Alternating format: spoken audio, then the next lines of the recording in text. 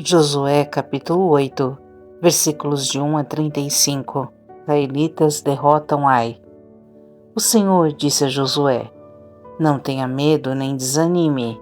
Pegue todos os seus homens de guerra e avance contra Ai, pois eu lhe entreguei o rei de Ai, seu povo e sua terra.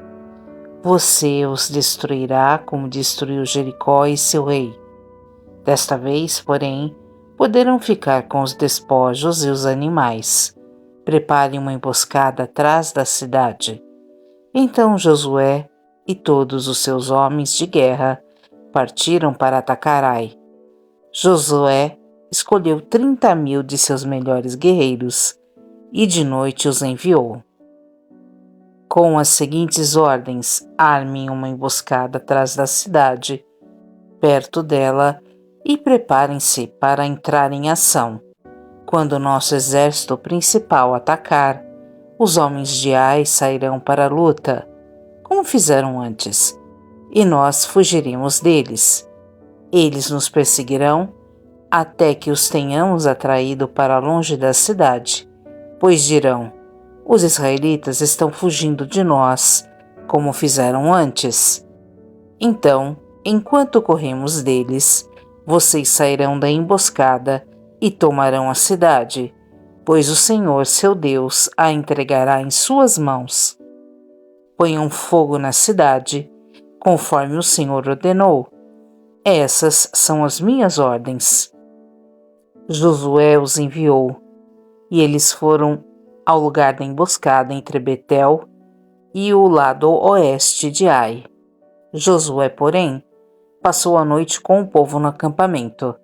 No dia seguinte, logo cedo, Josué passou em revista a tropa e partiu para Ai, acompanhado dos líderes de Israel. Todos os homens de guerra que estavam com Josué se aproximaram da cidade e acamparam do lado norte de Ai, onde um vale os separava da cidade.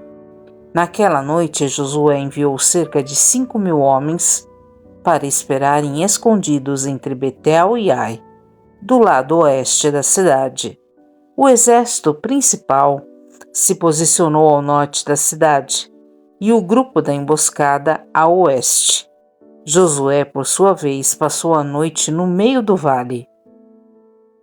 Quando o rei de Ai viu os israelitas do outro lado do vale, ele e seu exército se apressaram e saíram bem cedo para os atacarem no local de onde se avista o Vale do Jordão.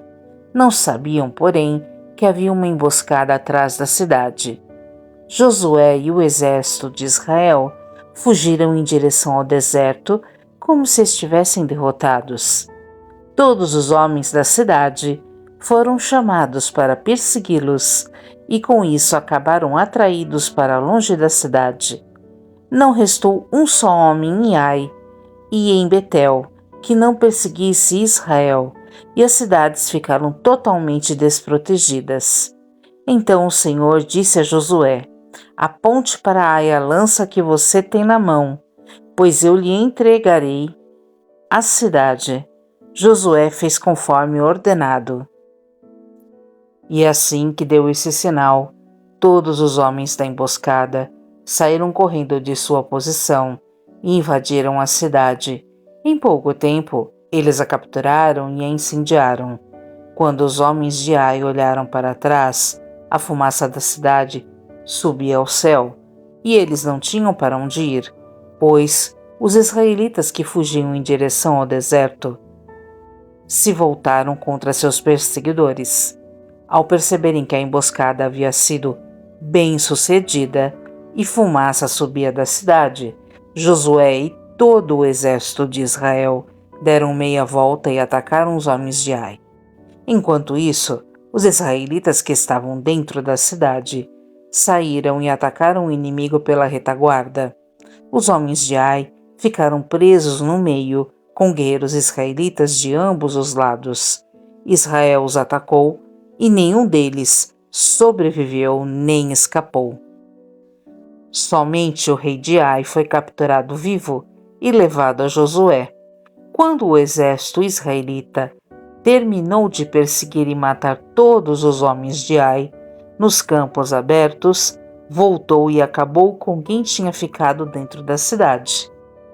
Toda a população de Ai, no total de 12.000 homens e mulheres, foi exterminada naquele dia, pois Josué manteve sua lança estendida até que todos os moradores de Ai tivessem sido completamente destruídos.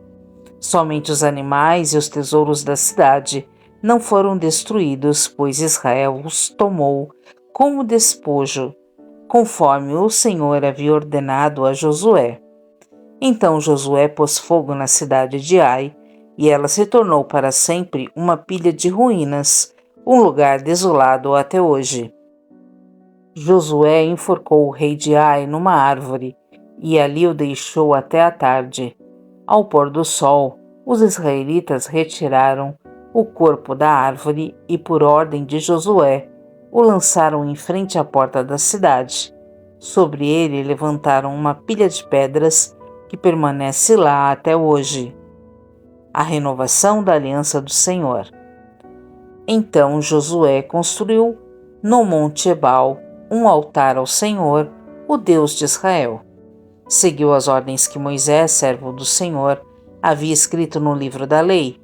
Façam um altar de pedras inteiras, em sua forma natural, que não tenham sido trabalhadas com ferramentas de ferro. Sobre o altar, apresentaram ao Senhor holocaustos e ofertas de paz. E enquanto os israelitas observavam, Josué copiou nas pedras a lei que Moisés lhes tinha escrito. Todo o Israel, tanto os estrangeiros como os israelitas de nascimento, junto com os líderes oficiais e juízes, se dividiu em 2 grupos. Um grupo ficou em frente ao Monte Gerizim e o outro em frente ao Monte Ebal. Entre os 2 grupos que estavam voltados, um para o outro, ficaram os sacerdotes levitas que levavam a arca da aliança do Senhor. Tudo feito de acordo com as ordens transmitidas de antemão por Moisés, servo do Senhor, para que o povo de Israel fosse abençoado. Em seguida, Josué leu todas as bênçãos e maldições que Moisés havia escrito no livro da lei. Cada palavra de cada ordem de Moisés foi lida para toda a comunidade de Israel, incluindo as mulheres, as crianças e os estrangeiros que viviam entre eles.